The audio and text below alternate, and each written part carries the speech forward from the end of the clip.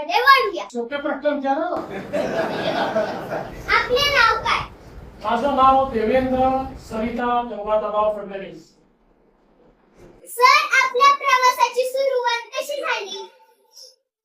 या प्रवासाची सुरुवात ही एक विद्यार्थी चळवळीतून झाली. ते मागे विद्यार्थी परिषदेमध्ये विद्यार्थ्यांच्या प्रश्न सोडवत मी इकडे आलो.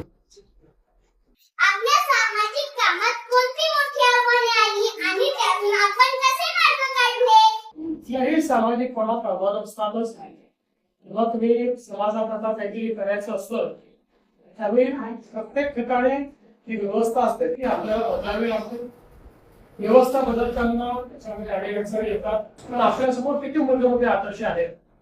छत्रपती शिवाजी महाराजांचा आदर्श आहे की ते स्वराज्याची स्थापना केली.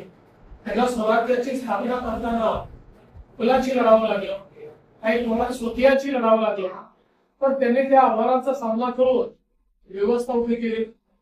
समोर भारतरत्न डॉक्टर बाबासाहेब आंबेडकरांचा आदेश आहे. चांगलं काम जर आपण केलं तर चांगल्या कामामध्ये आपण यशस्वीच होतो, कधी अयशस्वी होतो.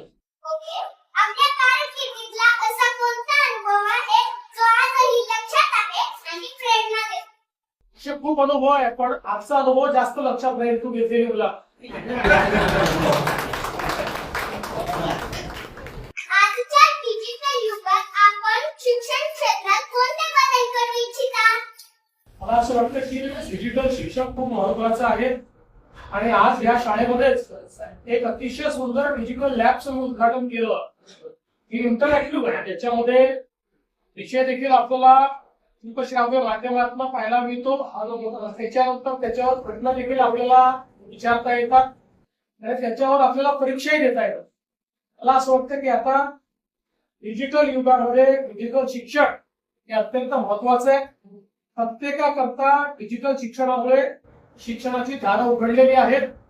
जगातली कुठली गोष्ट ही आता आपल्याला शिकता येते. त्यामुळे मला असं वाटतं की आपल्या शाळेतल्या आता जे डिजिटल लॅब आहे तुमच्यापैकी प्रत्येकाने त्या डिजिटल लॅब मध्ये जाऊन डिजिटल शिक्षण घ्यायचं. थँक्यू सर, तुमचा मौल्यवान वेळ दिल्याबद्दल खूप खूप थँक्यू. धन्यवाद. थँक्यू. तुझा पण मौल्यवान वेळ दिल्याबद्दल तिथे आला.